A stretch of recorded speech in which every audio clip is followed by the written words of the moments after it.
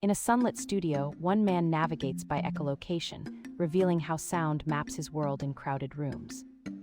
A childhood classroom turned curiosity hub, his discovery began when a sudden sound bounced off a wall and became a guide.